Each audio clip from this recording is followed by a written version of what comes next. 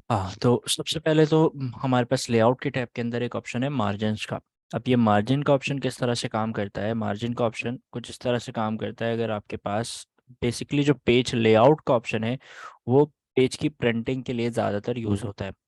यानी अगर आपको पेज, यानी आपने कुछ भी बनाया है, जो भी आपको बनाना था आपने वो बना लिया है, और उसके बाद अगर आपको उसको प्रिंट करवाना है तो सबसे पहले आपको प्रिंट सेटअप करना पड़ता है, पेज को सेटअप करना पड़ता है कि आप प्रिंट अगर करवाना चाह रहे हैं तो उस पेज के अंदर आपने जो भी चीज़ बनाई है, जो भी डॉक्यूमेंट रेडी किया है, चाहे वो किसी एक पेज पे मुश्तमिल हो या चाहे वो बहुत ज़्यादा पेजों पे मुश्तमिल हो, तो वो किस तरह से उस पेज पे प्रीव्यू होकर या फिर उस पेज पे प्रिंट होकर आएगा, वो सारी चीज़ें हम पेज लेआउट के ऑप्शन से सेट करते हैं। तो उसमें सबसे पहला ऑप्शन है मार्जिन्स का। अब मार्जिन से मुराद ये, जैसे हम मार्जिन लाइन खींचते हैं, ये बिल्कुल उसी तरह से मार्जिन लाइन है। अब मार्जिन लाइन हम एक साइड सिर्फ खींचते हैं, लेफ्ट साइड पे अगर इंग्लिश का काम करना हो तो, उर्दू करना होता है तो राइट साइड पे खींचते हैं। इसी तरह यहाँ पर जो मार्जिन हैं वो चारों तरफ है, लेफ्ट राइट टॉप और बॉटम, चारों तरफ जो है वो हमारे पास मार्जिन वर्क करता है। अब मार्जिन को अगर आपको यूज़ करना है तो आप मार्जिन को किस तरह से यूज़ करेंगे? मार्जिन को यूज़ करने के लिए आपको सबसे पहले यहाँ मार्जिन्स पे जाना है।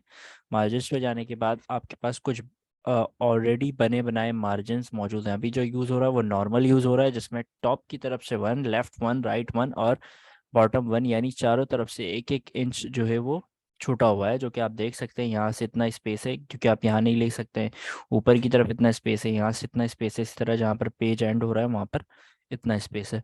अब अगर आप इसको एडजस्ट करना चाहते हैं तो आप मार्जिन्स पे जाकर अगर नैरो कर देंगे तो नैरो पे 0.5 चारों तरफ, यानी 0.5 इंच चारों तरफ आ जाएगा। जैसे ही मैंने इस पर क्लिक किया, देख सकते हैं चारों तरफ से चीज़ें एडजस्ट हो गई, चारों तरफ स्पेस और कम हो गया। अगर आपको प्रिंट प्रीव्यू देखना है तो शॉर्टकट है कंट्रोल P, या फिर आप फाइल पे जाकर डायरेक्ट यहाँ प्रिंट पे भी जा सकते हैं, या फिर आप कंट्रोल P करके भी इस चीज़ को एक्सेस कर सकते हैं। अच्छा, उसके अलावा अगर आप चाह रहे हैं, एक सेकंड, उसके अलावा अगर आप चाह रहे हैं कि आप अपनी पेज की ओरिएंटेशन को चेंज कर दें। अब ओरिएंटेशन से क्या मुराद है? ओरिएंटेशन से मुराद है कि आपके बेसिकली जब आप प्रिंट करवाते हैं कोई भी चीज़ तो आपके पास दो टाइप के ओरिएंटेशन होते हैं, ठीक है। तो अगर मैं फाइल पे जा रहा हूँ, प्रिंट पे जा रहा हूँ, तो आप देख सकते हैं ये जो पेज मुझे वाज़ेह दिख रहा है वो दरअसल सीधा पेज रखा हुआ है, जिसको हम कह सकते हैं कि भाई ये पेज हॉरिजॉन्टली ज़्यादा बड़ा है, यानी स्ट्रेट में ज़्यादा बड़ा है, इसकी लेंथ ज़्यादा है, विड्थ कम है। सही है, लेंथ पेज की ज़्यादा है, विड्थ कम है। लेकिन अगर आप इसकी ओरिएंटेशन को चेंज कर देते हैं, वो काम आप यहाँ से भी कर सकते हैं, या अगर आप यहाँ से ओरिएंटेशन पे जाते हैं तो आप यहाँ से भी कर सकते हैं। दो ओरिएंटेशन टाइप है आपके पास, एक है पोर्ट्रेट और एक है लैंडस्केप। अभी पोर्ट्रेट है तो उसकी विड्थ ज़्यादा है, आप यहाँ से देख भी सकते हैं आइकन पे। अगर लैंडस्केप कर देंगे तो आप इसकी, सॉरी, हाइट ज़्यादा है, और अगर लैंडस्केप कर देंगे तो आप विड्थ ज़्यादा हो जाएगी, हाइट कम हो जाएगी।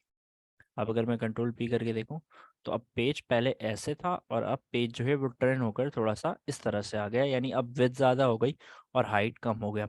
मतलब पेज को लैंडस्केप मोड पे रख दिया, जैसे आप यहाँ पर वो आइकन में देख सकते हैं जिस तरह यहाँ रखा हुआ है। तो अगर आपको लैंडस्केप पे प्रिंट करवाना हो तो आप लैंडस्केप सेलेक्ट कर सकते हैं, अगर पोर्ट्रेट पे करवाना हो तो आप पोर्ट्रेट सेलेक्ट कर सकते हैं। अच्छा, इसी तरह मार्जिन में मज़ीद भी ऑप्शंस हैं, आप अपने हिसाब से इस मार्जिन के ऑप्शन को यूज़ कर सकते हैं। अगर आप वाइट कर देंगे तो टॉप से 1, बॉटम से 1, जबकि लेफ़्ट राइट से 2 इंच छुट जाएगा, यानी बहुत ज़्यादा मार्जिन आ जाएगा। अगर आप इसको नॉर्मल रखना चाहें तो नॉर्मल, या आप इसको नैरो रखना चाहें तो नैरो भी रख सकते हैं। और अगर आप इसको कस्टम मार्जिन भी देना चाहें तो आप वो भी कर सकते हैं। कस्टम मार्जिन से जाकर अपने हिसाब से कितना इंच आपको छोड़ना है चारों साइड से वो देकर ओके करके अपने हिसाब से भी एडजस्ट कर सकते हैं। उसके अलावा जब आप प्रिंट करवाएंगे तो आपको जाहिर सी बात है कि आपको पता होना चाहिए कि जो चीज़ आप प्रिंट करवा रहे हैं वो कौन सी पेज के साइज़ पे आप प्रिंट करवाएंगे। बेसिकली जो स्टैंडर्ड यूज़ होता है वो होता है A4 का साइज़, वैसे बहुत सारे पेज के साइज़ होते हैं। तो जब भी कोई काम करना है MS वर्ड के अंदर, पहले आपको डिसाइड करना है कि अगर आप उसको प्रिंट करवाना चाहते हैं तो आप कौन से पेज की में प्रिंट करवाना चाहते हैं, पहले ये डिसाइड करना है फिर काम करना है। क्योंकि अगर आप पहले काम कर लेते हैं और पेज साइज़ कोई और से सेलेक्ट होगा और फिर आप दोबारा पेज साइज़ चेंज करेंगे तो चीज़ें आपकी आगे पीछे हो जाएंगी, फिर आपको दोबारा से मेहनत करनी पड़ेगी। तो बेहतर तरीका ये है कि आप पहले पेज साइज़ को एडजस्ट कर लें। अगर आप साइज़ पे जाते हैं तो यहाँ पर ऑलरेडी बने बनाए ऑप्शंस मौजूद हैं। अगर आप 2007 या उससे नीचे का यूज़ करेंगे तो कम ऑप्शन होंगे, अगर आप ज़्यादा यूज़ कर रहे हो तो आप यहाँ से आपके पास ऑप्शन है जो भी यूज़ करना हो A4, ये A4 का साइज़ आ गया, ठीक है। उसके अलावा आपके पास एक कॉलम का ऑप्शन मौजूद है, जैसे अखबार में होता है, अगर आपने अखबार पढ़ा हो कभी, तो अखबार में कॉलम वाइज चीज़ें चलती हैं। अभी यहाँ सिंगल कॉलम पे चीज़ें लिखी हुई हैं, अगर आप इसको फॉर एग्जांपल मुझे इतने एरिया को डबल कॉलम में शिफ्ट करना है, तो मैंने इतने एरिया को सेलेक्ट किया, कॉलम्स पे क्लिक किया और यहाँ से 2 कर दिया, तो ये 2 कॉलम में शिफ्ट हो जाएगा। इसी तरह आप सेम काम 3 कॉलम में भी शिफ्ट कर सकते हैं। जितना एरिया सेलेक्ट होगा सिर्फ उतने पे काम होगा, जो सेलेक्ट नहीं है उस पे काम नहीं होगा। ठीक है। और इसी तरह, एक सेकंड, हाँ इसी तरह अगर मैं चाह रहा हूँ कि भाई ये वापस जो है 1 हो जाए, तो मैं 1 कर दूंगा, तो ये दोबारा 1 हो जाएगा। या आप इसको लेफ्ट भी कर सकते हैं, लेफ्ट में कम चीज़ राइट में ज़्यादा चीज़ें, और राइट कर देंगे तो राइट में कम चीज़ें, लेफ्ट में ज़्यादा चीज़ें। और अगर दोबारा सिंगल 1 कर देंगे तो दोबारा सिंगल भी आ जाएगा। अगर आप सबको करना चाहते हो तो आप सबको सेलेक्ट करके भी अपने हिसाब से 1 2 3 या लेफ्ट राइट अपने हिसाब से कर सकते हैं। उसके अलावा रेफरेंसेस के अंदर है हमारे पास एक काम की चीज़, और वो है टेबल ऑफ कंटेंट। अब बेसिकली टेबल ऑफ कंटेंट होता क्या है, ये बताने से पहले मैं एक पेज लेना चाह रहा हूँ ऊपर की तरफ। मैंने पिछली क्लास में बताया था कि अगर मुझे ऊपर की तरफ पेज ऐड करना है, ब्लैंक पेज, मुझे स्टार्टिंग पे क्लिक करके इंसर्ट पे जाकर ब्लैंक पेज पे क्लिक करना पड़ेगा, तो ऊपर की तरफ एक ब्लैंक पेज ऐड हो जाएगा। ठीक है। तो ये जो रेफरेंस वाला कॉलम है ये यूज़ होता है टेबल ऑफ कंटेंट बनाने के लिए। अब टेबल ऑफ कंटेंट से मुराद क्या है? टेबल ऑफ कंटेंट से मुराद है इंडेक्स। जो हम इंडेक्स बनाते हैं, अगर कोई सी बुक पढ़ी हो तो उसमें हम इंडेक्स बनाते हैं। बहुत सारी बुक्स में देखा होगा इंडेक्स बना हुआ। या हम जब कोई काम करते थे स्कूल का, तो उसमें भी हम इंडेक्स वगैरह बनाते थे। तो उसी तरह से अगर आप इंडेक्स बनाना चाहते हैं तो आप टेबल ऑफ कंटेंट का ऑप्शन यूज़ करके इंडेक्स बना सकते हैं, जो कि आपका ऑटोमेटिक बनेगा। सही है। अगर आप मैनुअली बनाना चाहते हैं तो बहुत लंबा काम आपको पड़ता है क्रॉस रेफरेंस से, लेकिन बेहतर तरीका ये है कि आप टेबल ऑफ कंटेंट से जो आप ऑटोमेटिकली बना सकते हैं वो बना लें। अच्छा, उसको बनाने का तरीका क्या है? बहुत सिंपल सा तरीका, यानी आपको जहाँ पर भी लगाना है, पहले मैं इसके लेआउट को एडजस्ट कर दूँ, एक सेकंड। एक पेज मुझे चाहिए ऊपर की तरफ, हम हो गया। अब मैं चाह रहा हूँ यहाँ पर टेबल ऑफ कंटेंट ऐड करना। मैं टेबल ऑफ कंटेंट पे जा रहा हूँ और टेबल ऑफ कंटेंट पे जाकर यहाँ से मैंने ऑटोमेटिक टेबल 1 पे क्लिक कर दिया। यहाँ से इसने टेबल ऑफ कंटेंट को ऐड कर दिया और ये मुझे ये कह रहा है कि भाई no table of content entries found, जबकि नीचे की तरफ जो है वो मेरा काम हुआ, भाई एक्स्ट्रा पेज आ गया। ठीक है। नीचे मैंने बहुत सारे चीज़ें लिखी हुई हैं, लेकिन वो मेरे टेबल ऑफ कंटेंट में शो नहीं हो रहा। इसलिए नहीं शो हो रहा है क्योंकि देखें, जो बुक होता है या कुछ भी हम टेबल ऑफ कंटेंट अगर बनाते हैं, इंडेक्स बनाते हैं, तो इंडेक्स के अंदर क्या चीज़ें रखते हैं? इंडेक्स के अंदर हम रखते हैं या तो चैप्टर्स के नाम और उनका पेज नंबर, या तो हेडिंग्स के नाम और उनका पेज नंबर। तो नीचे की तरफ अगर मैं आता हूँ और जितना भी मेरा टेक्स्ट लिखा हुआ है, इसमें कहीं पर भी मैंने हेडिंग नहीं लगाई भी। सही है।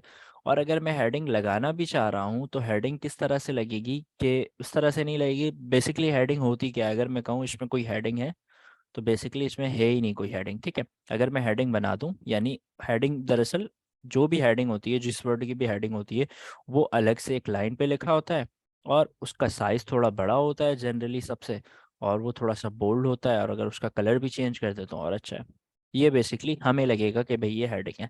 लेकिन अभी भी कंप्यूटर के लिए ये जो वर्ड मैंने वीडियो का बड़ा करके कलरफुल करके हेडिंग बनाया है, कंप्यूटर के लिए अभी भी ये कोई हेडिंग के मानंद नहीं है। ये कंप्यूटर इसको हेडिंग नहीं समझेगा।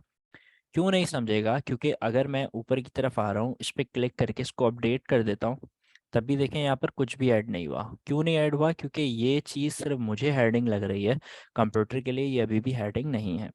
तो अगर आपको कंप्यूटर को बताना है कि कोई वर्ड हेडिंग है, तो आपको क्या करना पड़ेगा? उस वर्ड को अलग लाइन पे लिखना पड़ेगा, और फिर उसको सेलेक्ट करके इस स्टाइल्स वाले ऑप्शन से हेडिंग 1 या हेडिंग 2 देना पड़ेगा।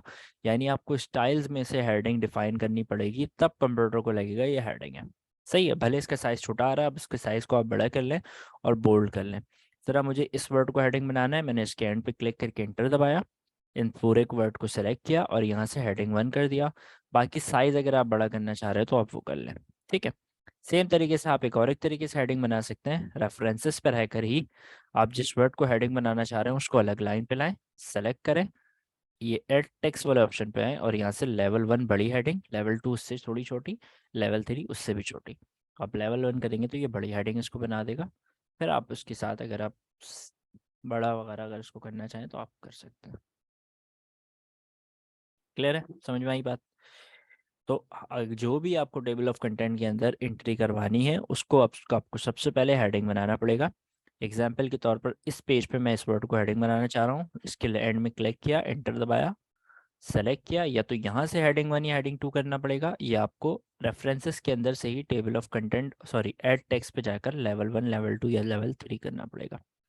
ठीक है, तो मैंने 4 हेडिंग्स बना ली। ठीक है, अब मैं ऊपर की तरफ जा रहा हूँ, इस पे क्लिक कर रहा हूँ और यहाँ से अपडेट टेबल पे क्लिक कर रहा हूँ। जैसे ही मैं अपडेट टेबल पे क्लिक करूँगा मेरी इंडेक्स को ये अपडेट कर देगा। कर दिया इसने अपडेट। अब देखिए बता रहा है कि एक वीडियो की हेडिंग लगी हुई है जो कि पेज नंबर 2 पे है। थोड़ा जूम कर दूं मैं। एक वीडियो की हेडिंग लगी हुई है पेज नंबर 2 पे, एक टू मेक की हेडिंग लगी हुई है 2 पे, एक थीम्स की हेडिंग लगी हुई है 2 पे, और एक टू मेक की एक और एक हेडिंग है जो कि नंबर 3 पेज पे है। अब इसका फ़ायदा क्या है? इसका फ़ायदा ये है कि कोई भी यूज़र कंट्रोल का बटन दबाकर किसी भी हेडिंग पे क्लिक करेगा तो वो वहाँ तक ऑटोमेटिकली पहुँच जाएगा। मैंने कंट्रोल दबा कर रखा है और इस टू मेक के वर्ड पे मैंने क्लिक किया, कंट्रोल दबाकर इस टू मेक की हेडिंग पे क्लिक किया तो डायरेक्ट इसने मुझे टू मेक की हेडिंग तक पहुंचा दिया। क्योंकि इंडेक्स का काम यही होता है ना कि हमारा काम आसान करता है, कि हमें पता चलता है भाई कौन सी हेडिंग कौन से पेज पे। तो कंट्रोल दबाकर किसी भी हेडिंग पे क्लिक करेंगे हम डायरेक्ट उस हेडिंग पे पहुंच जाएंगे। ठीक है, समझ में आई वाली बात? फटाफट बताएं, समझ में आई नहीं आई? ये टेबल ऑफ कंटेंट समझ में आया?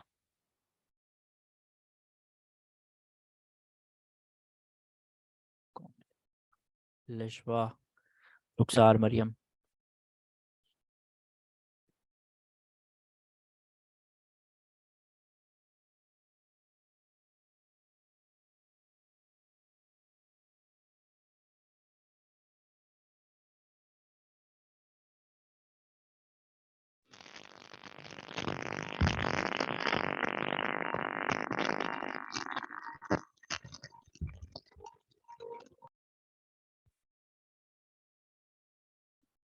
सही।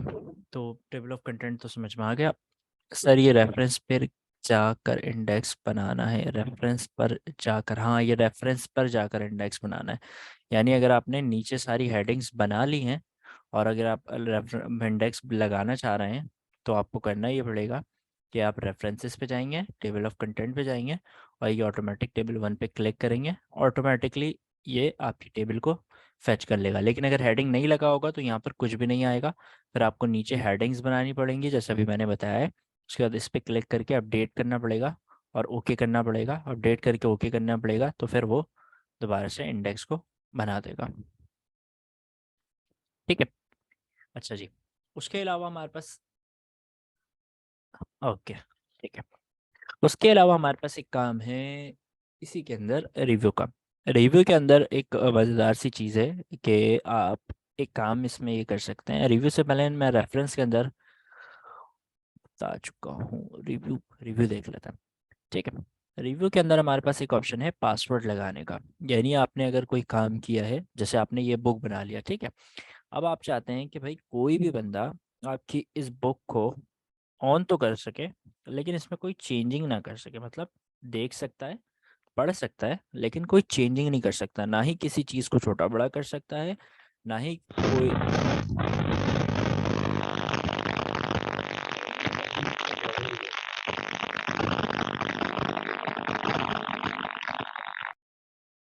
ना ही किसी चीज़ को छोटा बड़ा कर सकता है, ना ही किसी चीज़ में कलर ऐड कर सकता, मतलब कुछ भी नहीं कर सकता, सिर्फ और सिर्फ पढ़ सकता है। तो वो पासवर्ड लगाने के लिए आपको रिव्यू के टैब में आना पड़ेगा। ये रिव्यू के टैब में आना पड़ेगा, रिव्यू के टैब में आने के बाद आपको जाना है रिस्ट्रिक्ट एडिटिंग में। ये आप देख सकते हैं यहाँ पर रिस्ट्रिक्ट एडिटिंग का ऑप्शन मौजूद है राइट हैंड साइड पे, आपको इस पर क्लिक करना है। यहाँ से आपको फॉर्मेटिंग रिस्ट्रिक्शन लगानी है, आप इस पर टिक लगाएंगे। फॉर्मेटिंग रिस्ट्रिक्शन से मुराद कलर चेंज ना कर सके, साइज बड़ा ना कर सके, फॉन्ट चेंज ना कर सके, कुछ भी ना कर सके। ठीक है, और एडिटिंग रिस्ट्रिक्शन भी आपने लगा दी। यानी दो रिस्ट्रिक्शन आपको लगानी है, एक लगानी है फॉर्मेटिंग और एक लगानी है एडिटिंग। दो रिस्ट्रिक्शन आपने लगाई कि भाई कोई भी ना फॉर्मेटिंग कर सके ना एडिटिंग कर सके। तीसरे वाले पर टिक नहीं लगाना एक्सेप्शंस पे, आपको डायरेक्ट यहाँ से आ जाना है yes start enforcing protection. Option कहाँ से आएगा? रिस्ट्रिक्ट एडिटिंग से। पहले वाले पे टिक लगाना है, दूसरे पे भी लगाना है, ये एवरीवन पे टिक नहीं लगाना है। आपको यहाँ से आकर डायरेक्ट क्लिक करना है यस स्टार्ट इन्फोर्सिंग प्रोटेक्शन। जैसे ही आप यस स्टार्ट इन्फोर्सिंग प्रोटेक्शन पे क्लिक करेंगे उसके बाद आपको यहाँ पर ऑप्शन दे देगा पासवर्ड का। अब आप जो भी पासवर्ड लगाना चाहते हैं आप यहाँ पर वो पासवर्ड इंटर करें, नीचे की तरफ सेम पासवर्ड इंटर करें और यहाँ से ओके कर दें। अब इसमें लग गया है पासवर्ड। अब कोई भी बंदा इस डॉक्यूमेंट में कोई एडिटिंग नहीं कर सकता। आप चाहे तो आप इस फाइल को सेव करके बंद कर दें, तो कोई भी बंदा ऑन करेगा तब भी नहीं कर सकता, और अगर मैं अब भी चाहूँ तो मैं भी नहीं कर सकता। देखिए मैं कीबोर्ड से दबा रहा हूँ लेकिन नहीं हो रहा। आप देख सकते हैं ऊपर से सारे ऑप्शंस बंद आ रहे हैं। क्यों? क्योंकि इसमें क्या लग चुका है, एडिटिंग रिस्ट्रिक्शन और फॉर्मेटिंग रिस्ट्रिक्शन दोनों लग चुका है। कोई भी चेंजिंग इसमें नहीं हो सकती, ना ही कुछ ऐड होगा ना ही डिलीट होगा, कुछ भी नहीं। देख सकते हैं आप, कुछ भी नहीं। ठीक है। तो इस तरह से आप अपने डॉक्यूमेंट को रिस्ट्रिक्ट कर सकते हैं कि भाई कोई भी बंदा सिर्फ पढ़ सकता है। देखिए मैं इस पर सिर्फ पढ़ सकता हूँ लेकिन उसके अलावा कोई भी चेंजिंग नहीं कर सकता। अब आप इस फाइल को सेव करके बंद करके रख दें तो कोई भी ऑन करेगा, सिर्फ वो पढ़ने की हद तक ही सही है, लेकिन कोई चेंजिंग नहीं कर सकता। लेकिन अगर आपने ही फाइल में पासवर्ड लगाया है, आपको मज़ीद एडिटिंग करनी है, तो आपको पासवर्ड पता है। अब वो पासवर्ड हटाना है किस तरह से, आप दोबारा जाएंगे रिव्यू पे। रिव्यू पे जाने के बाद आप रिस्ट्रिक्ट एडिटिंग पे जाएंगे दोबारा से, और फिर यहाँ नीचे की तरफ आपको एक ऑप्शन दिखेगा स्टॉप प्रोटेक्शन का। आपको इस स्टॉप प्रोटेक्शन के बटन पे क्लिक करना है। ये आपसे पूछेगा भाई पासवर्ड बताएं जो आपने रखा था। आप यहाँ पर सेम पासवर्ड इंटर करेंगे और ओके कर देंगे। ये रेस्ट्रिक्शन हटा देगा। आप देखें सारे ऑप्शन आ गए हैं वापस। अब आप जो भी चेंजिंग करना चाहें वो आप अपने हिसाब से चेंजिंग कर सकते हैं। भाई क्लियर? कहाँ से हो रहा है सारा काम? रिव्यू से। अगर लगाना हो तो 2 मिनट टिक लगा के ये स्टार्ट इनफोर्सिंग प्रोटेक्शन पे जाकर पासवर्ड देना है, ओके करना है। हटाने के लिए सेम ऑप्शन पे आकर यहाँ से स्टॉप प्रोटेक्शन करना है, तो वो प्रोटेक्शन को बंद कर देगा। ठीक है। इसी तरह से अगर आप चाह रहे हैं कि भाई कोई आपके डॉक्यूमेंट को, अभी तो ये वाले पासवर्ड लगाने से क्या हो रहा है कि भाई डॉक्यूमेंट को देख तो सक रहा है ना बंदा, चेंजिंग नहीं कर पा रहा लेकिन डॉक्यूमेंट देख सक रहा है। लेकिन आप ये चाहते हैं कि भाई देख भी ना सके।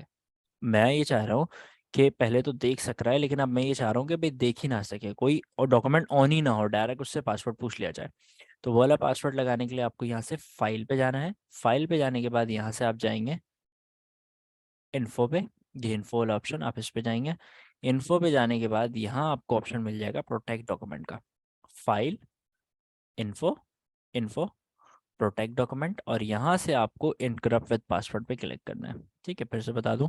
File, info, protect document, encrypt with password, encrypt with password. फिर ये आपसे पूछेगा क्या पासवर्ड है, आपने यहाँ पासवर्ड दे दिया, ओके किया। सेम पासवर्ड आपने दोबारा दिया और ओके कर दिया। नहीं मैच हुआ, और नहीं लिखा मैंने, नहीं मैच हुआ। और सही है, पासवर्ड लग गया। लेकिन अब फाइल को मुझे सेव भी करना है, तो मैं फाइल को सेव करवा लेता हूँ। ये हमारे फाइल्स के अंदर ही 123 नाम से, सही है, 123 नाम से मैंने सेव किया। इस फाइल को अब मैं कर देता हूँ बंद। सही है, बंद हो गया, समझे? अब विंडोज़ क्लोज हो गई। अब मैं आपको दिखाता हूँ एमएस वर्ड दोबारा ऑन करके।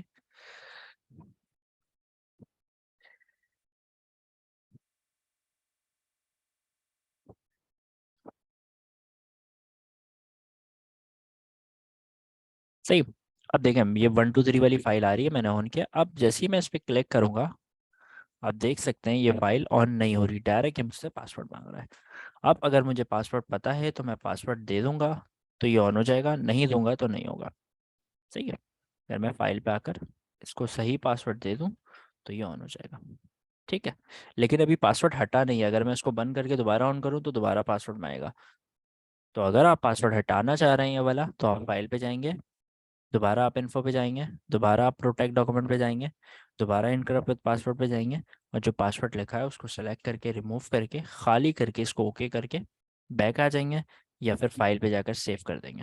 तो अब पासवर्ड हट चुका है। अब अगर कोई और बंदा भी खोलेगा तो सिंपल वो ऑन कर सकता है। ठीक है। उसके अलावा आपके पास कुछ ऑप्शंस हैं रिव्यू के अंदर और, जो कि आपके पास यूज़ आप कर सकते हैं, जैसे कि इम्पोर्टेंट तो है नहीं कोई सर, है इम्पोर्टेंट लेकिन इतनी सारी चीज़ें कवर हो नहीं सकती। हम्म एक ऑप्शन है यहाँ पर आपके पास, ट्रैक चेंजेस का। ट्रैक चेंजेस का काम क्या होता है? ट्रैक चेंजेस का काम है, एग्जाम्पल के तौर पर ये मैंने डॉक्यूमेंट कुछ लिखा है, ठीक है। अब ये डॉक्यूमेंट लिखने के बाद मैं जैसे ही लिख रहा हूँ, मुझे कहीं जाना है, ठीक है। अब मैं ये चाहता हूँ कि मैं इसको बंद ना करूँ, ठीक है। लेकिन मुझे ये डाउट है कि भाई जो बंदा मेरे आसपास है वो मेरे जाने के बाद इसमें कोई चेंजिंग कर सकता है, ठीक है। तो हम ट्रैक चेंजेस लगा कर जा सकते हैं, ताकि उस बंदे को पता भी ना चले कि मैंने कुछ ट्रैक चेंजेस लगाया है, और वो जो भी चेंजेस करेगा वो मुझे बाद में पता चल जाएगा। कैसे काम करेगा ये देखते हैं। ये ऑप्शन है रिव्यू के अंदर ट्रैक चेंजेस। आपको सिंपल ये सबसे पहले करना ये है कि ये ट्रैक चेंजेस पे बीच पे क्लिक कर देना है। ट्रैक चेंजेस ऑन हो गया। उसके बाद आपको यहाँ से सिंपल मार्कअप पे क्लिक करके इसको कर देना है नो मार्कअप। दो काम आपको करना है। ट्रैक चेंजेस पे टिक लगाना है, मतलब इसको क्लिक करना है, और यहाँ से मार्कअप पे जाकर नो मार्कअप करके होम के टैब पे आकर चले जाना है, ठीक है।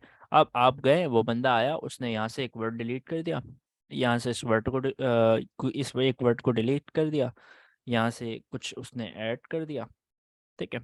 उसने बहुत सारी चेंजेस कर दी,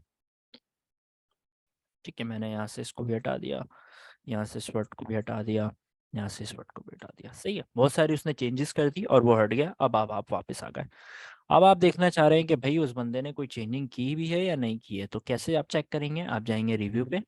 रिव्यू पे जाने के बाद सबसे पहले आप ट्रैक चेंजेस को बंद करेंगे, दोबारा इस पे क्लिक करेंगे तो ये बंद हो जाएगा। दोबारा इस पे क्लिक करने के बाद आप दोबारा यहाँ से जाएंगे नो मार्कअप पे, और यहाँ से इसको कर देंगे आप ऑल मार्कअप। सबसे पहले ट्रैक चेंजेस पे क्लिक करके उसको बंद किया, नो मार्कअप पे जाकर ऑल मार्कअप। जैसे ही आप इसको ऑल मार्कअप करेंगे, आपको यहाँ पर वो मार्क करके दिखा देगा कि भाई कहाँ कहाँ पर चेंजिंग की गई है।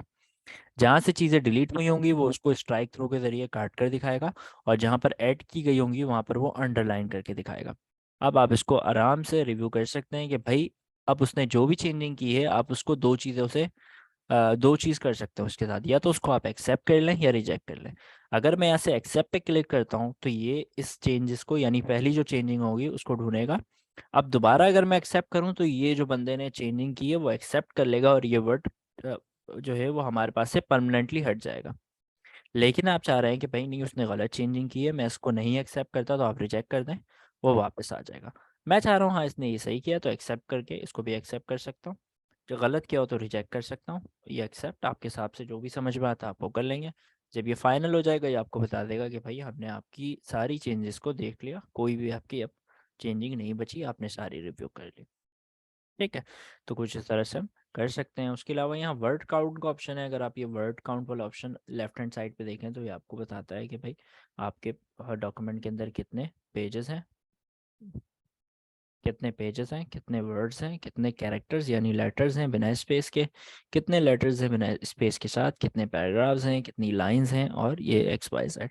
तो सारी डिटेल ये आपको दे सकता है, ये आपका वर्ड काउंट वाला ऑप्शन, ठीक है। क्लियर है। बाकी यही सारी चीज़ें हमारे पास वर्ड के अंदर जो कि हम मोस्ट इम्पॉर्टेंट यूज़ कर रहे होते हैं। वैसे वर्ड में बहुत सारी चीज़ें और भी हैं जो कि हमने नहीं देखी, क्योंकि फिर से ही वही वही बात कि ये एक फास्ट ट्रैक कोर्स है जिसमें हमें बहुत सारी चीज़ें देखनी है वर्ड के अलावा भी। तो समझ में आ गई ये सारी चीज़ें जो अभी बताई मैंने।